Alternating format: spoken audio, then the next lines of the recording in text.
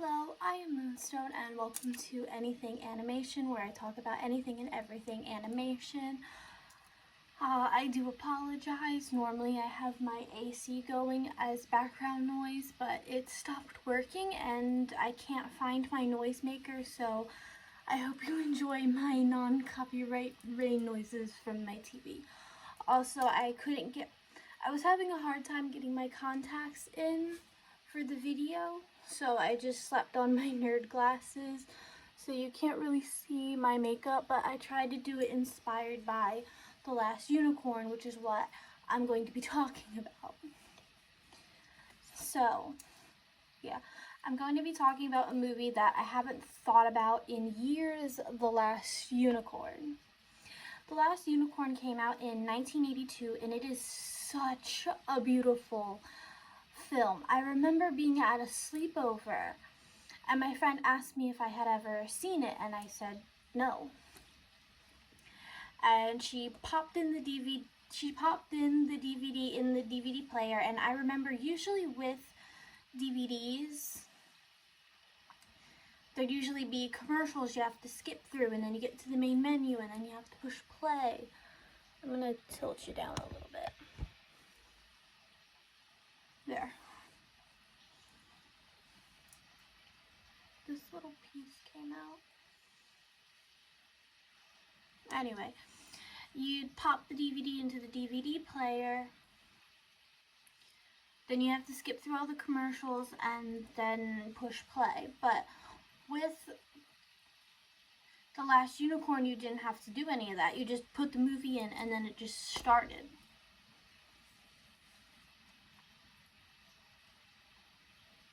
Which already blew my mind. Watching it for the first time, I fell in love with the art style. It has the most beautiful hand-drawn cell animation. Yeah.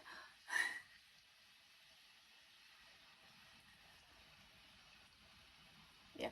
My script is down there and my computer broke, so I'm using my iPad as a script. So I have to scroll up every once in a while. But anyway, it has the most beautiful hand-drawn cell animation I have ever seen. Even though it's super inconsistent when it comes to coloring, the story is so beautiful. It is so beautiful, and I didn't fully understand it as a child, but now rewatching it, I finally understand some of the things that child me didn't. Now, how this film came back into my brain was simple. I saw a cosplay of it. I was just scrolling away, and then I saw somebody cosplaying from The Last Unicorn, and I thought their makeup was just so beautiful. And I was like, I really want to rewatch The Last Unicorn. Like, I was just overcome with this. I have to go watch The Last Unicorn. I just have to. It's something is drawing me to it, and I can't stop. And like a few days went by because I have work and stuff, and in the back of my mind was just like, I need to rewatch this movie. So I finally yeah, was overcome with a sudden feeling to just watch the movie again. So I dug through my DVDs, found it, looked over at my TV, and realized I don't have a DVD player anymore. I don't have a DVD player anymore. So yeah, I realized. So I ended up having to try to find it on streaming, and surprisingly I did. For such an old film, I was surprised it was on there, because I heard older stuff, because less people watch it, aren't on streaming and things. Only the newest, nowest stuff will be. But yeah, I ended up finding it on a streaming service. I don't remember which one, but it was free. And free is good. and I began watching it for the first time in years.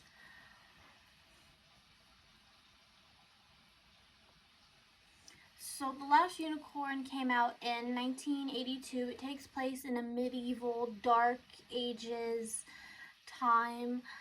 The movie doesn't actually give us like a date or anything, so I'm just left to go off context clues, what the people are wearing, how they're talking and stuff, to try to figure out what year is this. But when the movie starts, I was already captivated because I was really excited, and it starts off in the forest. Yeah, it starts off in the forest, and it's all hand drawn, hand painted. The people are all, yeah, the people are all painted, and it looks amazing. It looks like something out of Disney's Silver Age, or maybe even the Golden Age. And the way it opened up with like, because when you first started, the leaves open and it's just forest, and it's a beautiful backgrounded forest, and this choir starts singing like something that Disney would do in the beginning credits of some of their Silver Aged movies. They would always have like a choir singing as the beginning credits roll. But anyway, before we meet the unicorn, these two hunters who are in the forest, one of them's talking to the other one about how a unicorn lives here, and that's why it's always springtime in these woods, and that as long as the unicorn stays there, they will not hunt. They will not hunt in those woods. I think the one hunter says he just likes the look of the woods. He just likes to go in and ride his horse. Okay. Where is my remote? Because if a commercial comes on, I'm going to have to mute it somehow. I think it's over there somewhere.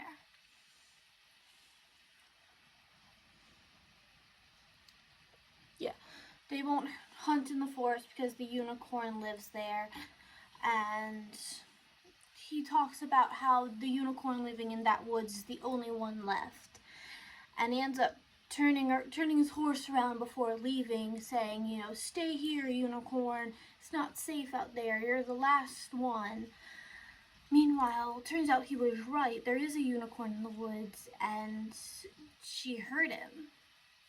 And the unicorn comes out and hears them talk about how she could possibly be the last, and she doesn't actually talk here, but we can hear her thoughts.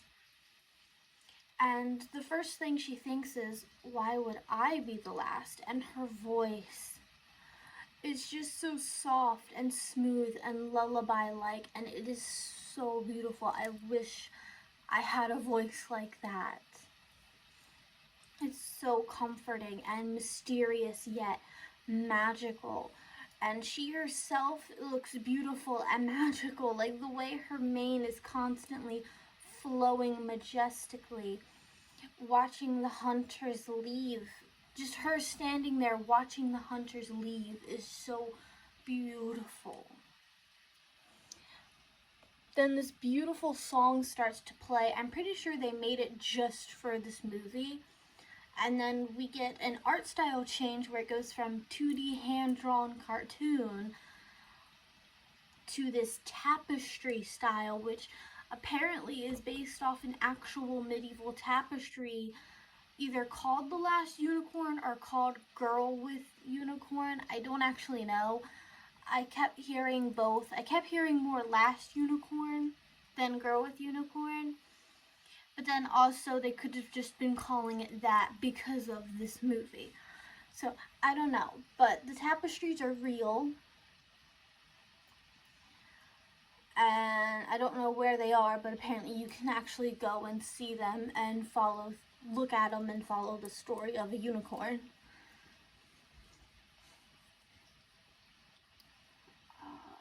Yeah, and the tapestry looks like it's moving, which is another really cool thing. Instead of just being like a perfectly still tapestry, they hand drew it, so it looks like the things on the tapestry are moving, which I found very, very, very cool.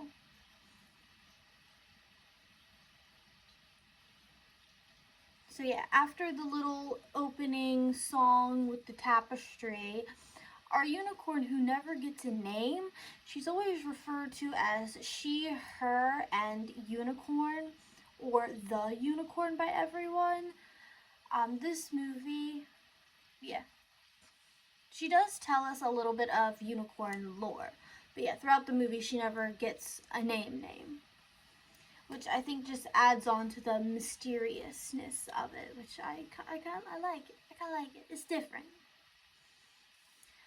But yeah, she gives us a little bit of unicorn lore, how unicorns are immortal, and there's never been a time without unicorns. There's always been at least one of them out there in the world somewhere. And how they can be tracked or hunted, but only killed if they leave their forest. So they can be hurt, but they can't die unless they leave their forest. Which is a little contradictory. It contradicts a little bit when it leads on later in the story, but I think what she meant to say instead, I don't know.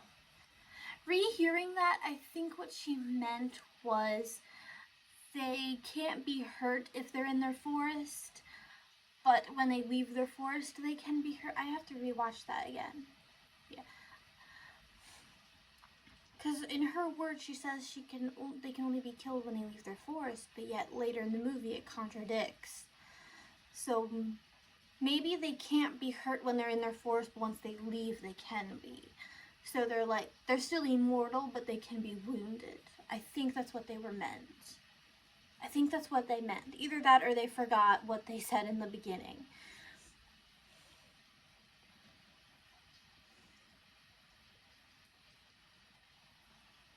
But yeah, anyway, concerned that she might truly be the last unicorn, she asks a butterfly who are known as travelers. They're known travelers in nature, I guess.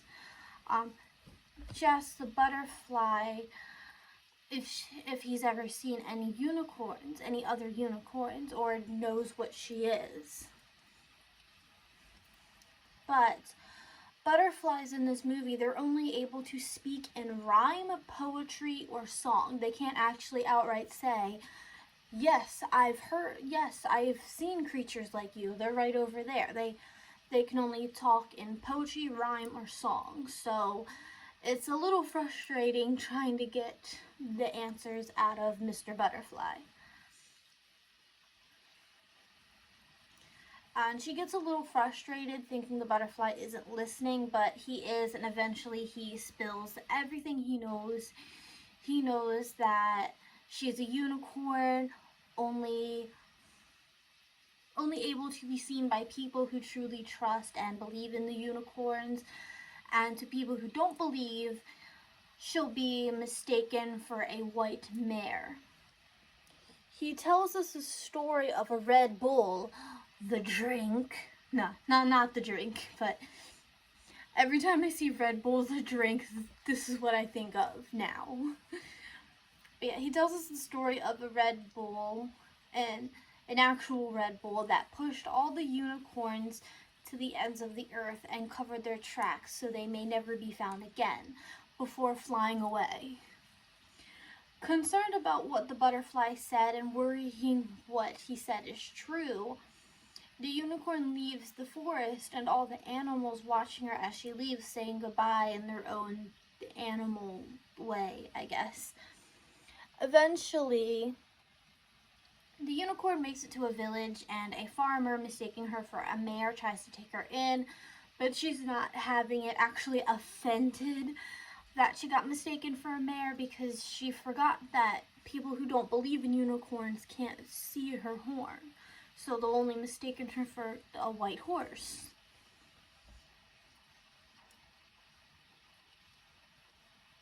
Yeah. We then get another short song as the unicorn wanders further and further from her forest, eventually falling asleep on the side of the road. And a midnight carnival goes by, and the owner of the midnight carnival is named Mommy Fortuna. And because she's a witch, she can actually see the unicorn for what it is.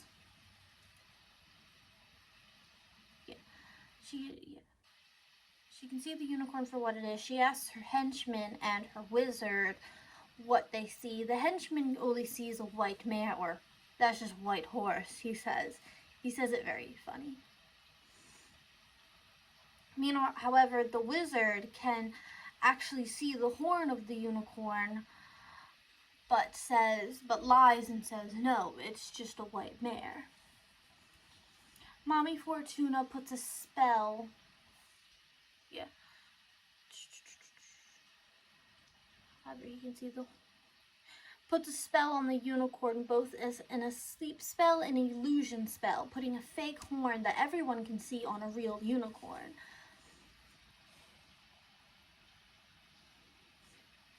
Also, she'll stay asleep while the henchmen and everybody put the unicorn in the cage.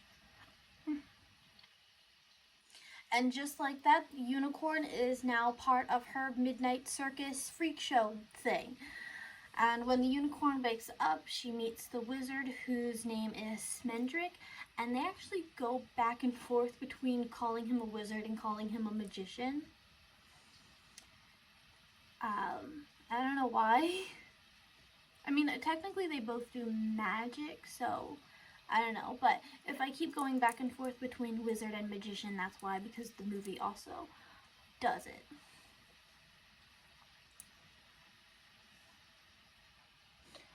We learned his name is Smendrick, the magician, although, yeah, I just said that calls him both a magician and a wizard.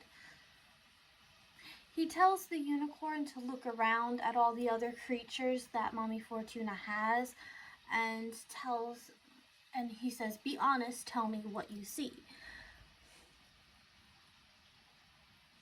So the unicorn takes a look around at all the other magical creatures Mommy Fortuna has. And she can see for what's really there. Where everyone sees a manticore, it's actually an old lion. Where there is a monkey, there is this goblin-like creature. Where everyone sees a dragon, it's no more than a little garden snake. She's taking real animals and putting illusion spells on them. They're illusions, deceptions, mirages. Your Mommy Fortuna can't do actual magic like I can, the unicorn says.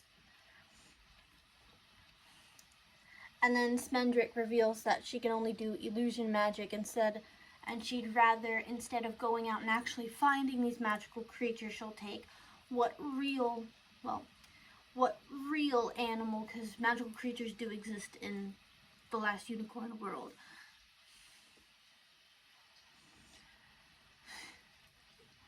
They'll take, the easiest to get, snakes, lions, whatever, put them in a cage, and then illusion to make it look like a magical creature. All except for one. Well, two now. The harpy. The harpy is another one of Mommy Fortuna's creatures, but it's the only one there besides the unicorn that is real.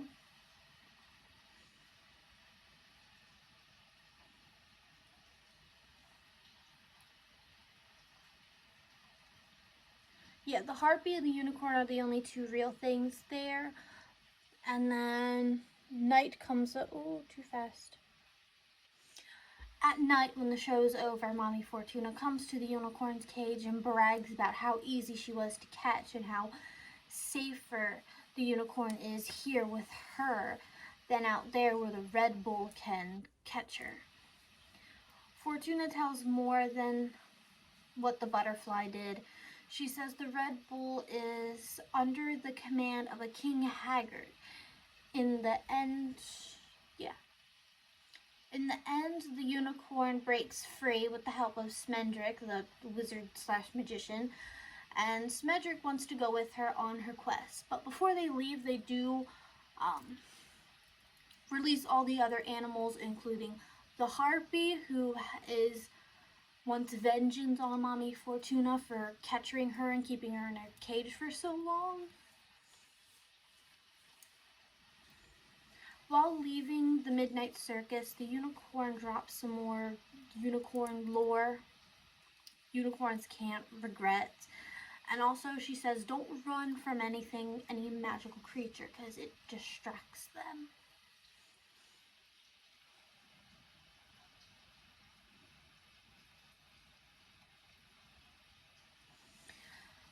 She asks Smendrick if he's seen any other unicorns. He has not. She tells him all she knows about the Red Bull pushing all the unicorns to the ends of the earth, and about, he tells her about, not the other way around.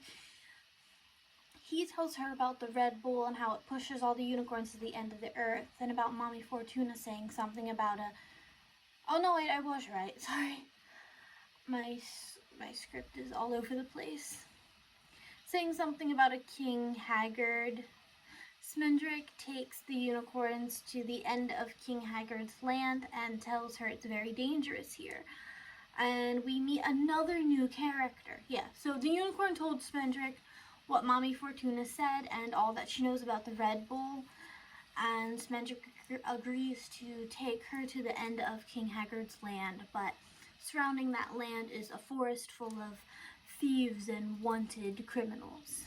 And that's where we meet another main character, Molly Gruel. She is the wife of one of the outlaws who catches Smendrick and is the only other person who can see the unicorn for what she truly is. Now, when Molly sees the unicorn for the first time, this is what I was talking about when, as a child, I didn't understand, but now as an adult, sort of, I do. So when Molly sees the unicorn for the first time, she asks, "Where have you been? How dare you come to me now when I am this?" and starts crying. And as a child, I remember being very confused, like, why are you upset? You're seeing a unicorn for the first time.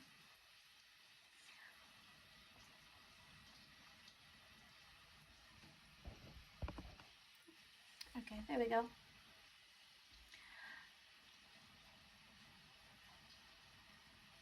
Why are you upset? You're seeing a unicorn for the first time, but now that I'm older, I understand she's not mad at the unicorn. She feels as though, she's not mad at the unicorn or seeing a unicorn for the first time. She feels unworthy of the unicorn.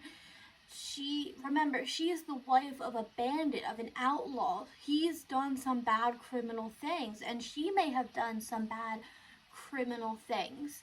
And the movie doesn't go like super deep into anybody's backstory other than the unicorn, I guess, but she's not upset about seeing a unicorn for the first time. She's upset because she feels like she's not worthy of it. She's done all these bad things, and unicorns represent like purity and stuff, and she's not pure anymore.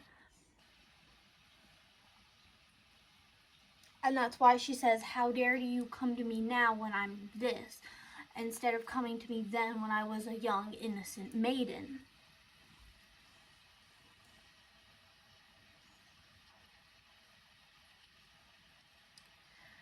And this is why she's upset. Yes, she feels unworthy.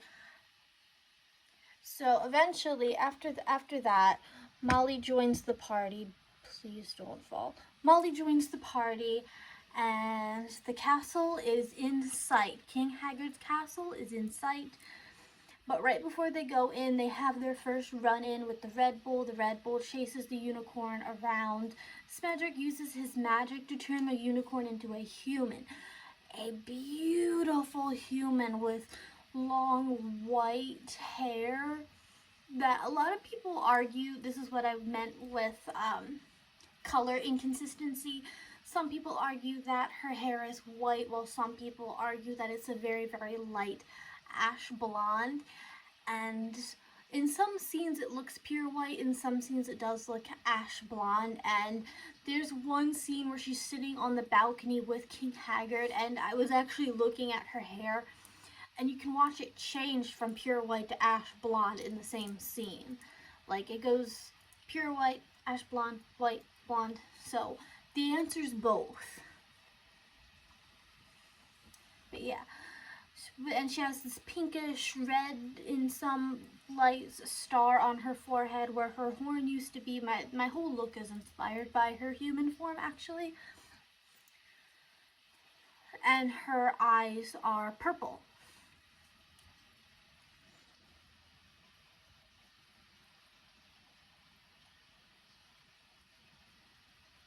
Yeah, so going back to the hair, I think it was done intentionally, because when you first see her, her hair looks very white, but then as it goes on, it looks more blonde, and I like to think this was intentional, although there is some flipping between the two, because the longer she stays in her human form, she does start to forget that she was a unicorn. And and that's when you start to see her hair become more and more blonde, and also the star mark where her horn used to be disappears, meaning she's starting to forget. She's becoming more and more and more human. She's just losing a little bit of her magic every day. So it would make sense that if the star mark goes away, her hair might change from the beautiful white to a very light ash blonde as she becomes more human. So I like to think it was done intentionally, because the more you see her, the more blonde it kind of looks.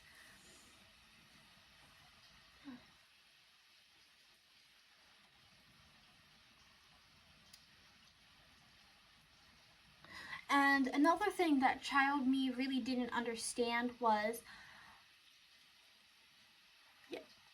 another thing child me didn't understand was one person,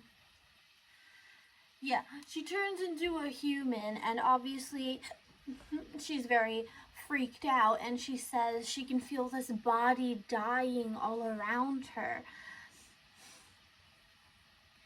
And I didn't understand what that meant, but now that I'm older, I understand. She's used to being immortal, and she's not immortal anymore. She can feel herself being mortal, and she's not used to the feeling of getting older every second. And it's really creepy, because it makes you think about you and your human form and how we're getting older every second, and you think about time, and you just spiral from there. Or at least I spiral from there.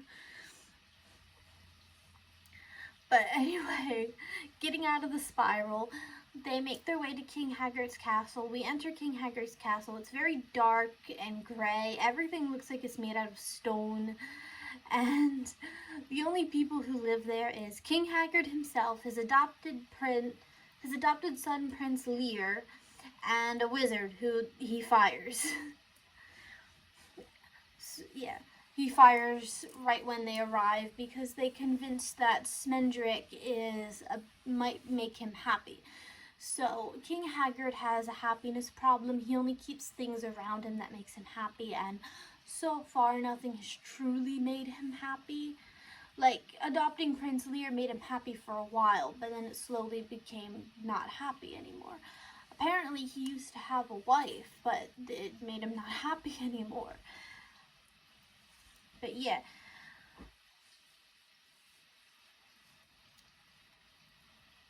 He only keeps things around him that makes him happy, and so far nothing's really made him happy. With the help of Molly Gruel, the three of them,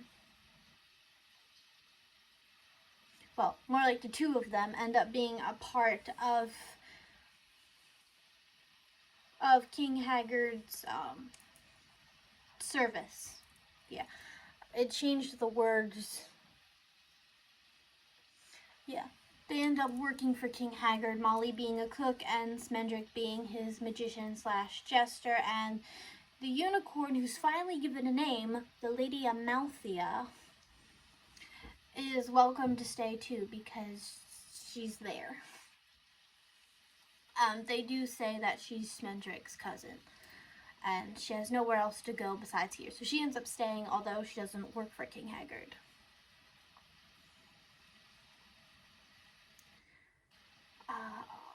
Is also welcome to stay. And something I didn't catch until rewatching is there's a scene where Amalthea is looking at the sea because the castle is by the sea, and King Haggard walks up behind her and she turns around and says, "Don't." But when she does, her head is pointed down, so it looks like as if she kept her horn, it'd be pointed at him. So she's looking at the sea and she goes, "Don't." And if she had her horn, it'd be pointed at him. So I just like that little detail. I like the little detail I didn't catch the first time rewatching. But yeah, song montage goes by. Smendrick and Molly have no luck trying to find the lair of the Red Bull until King Haggard's pirate cat gives Molly a hint in a riddle. How the pirate cat can speak English, I don't know. How Molly can understand it, I don't know. Last time I checked, she was just a human. Would it make more sense for Amalthea the unicorn to be able to talk to the cat since we've seen her talk to animals before, Mr. Butterfly? Yes. Did they do that? No. Why? I don't know. But anyway, the cat reveals that he knows that Lady Amalthea is a real unicorn because cats have far more better senses than humans. And he tells Molly that they're running out of time because Amalthea is slowly losing her magic, becoming more and more human as time goes by. And if she completely loses her magic, she will completely forget that she's a unicorn and it'll be too late. And she might even marry Prince Lear, who has been trying to impress her since the day she's arrived, but nothing has worked. Haggard reveals to Lady Amalthea that he actually does have all the unicorns and that the Red Bull chases them all into the sea. So all that sea foam in the sea, those are all unicorns. They're the only things that make him truly happy, and that is why he wants to keep them. And every night he lets the Red Bull out to patrol the sea and make sure they're all there, and also to catch any other ones. And he has all of them but one.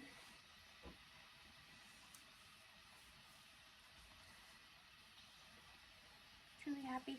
He checks Amalthea's eyes before.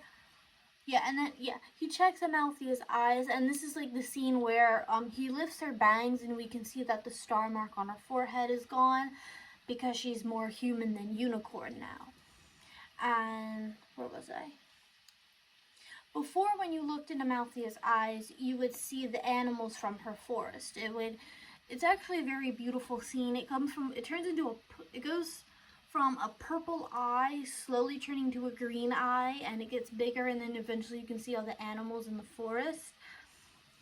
But now, because she's more human than unicorn, you only see purple eyes with your reflection in them like normal human eyes would. And the star mark on her forehead is now gone. She's forgotten all about being a unicorn and loves Prince Lear and wants to marry the prince.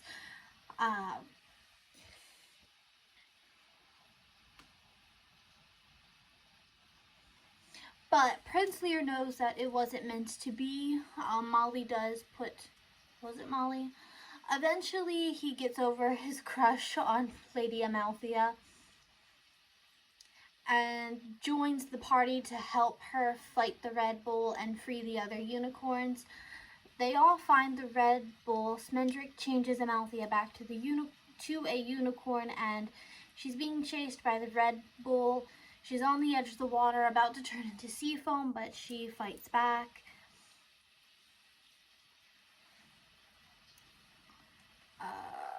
Hang on. Yeah.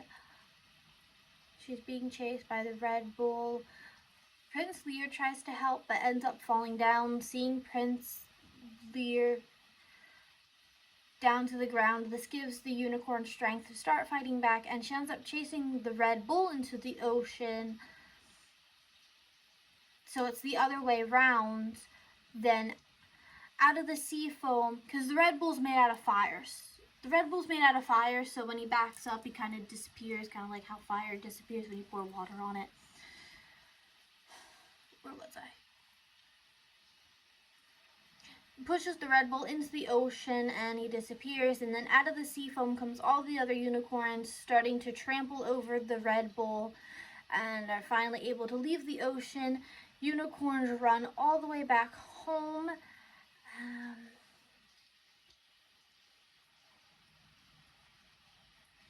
Yeah, all the unicorns are free. They're all running around. They're celebrating. They're neighing. They're giddy-upping. They're doing that horse thing. And they're all just running everywhere. I assume they're going home. It then cuts back to the unicorn going home, our unicorn.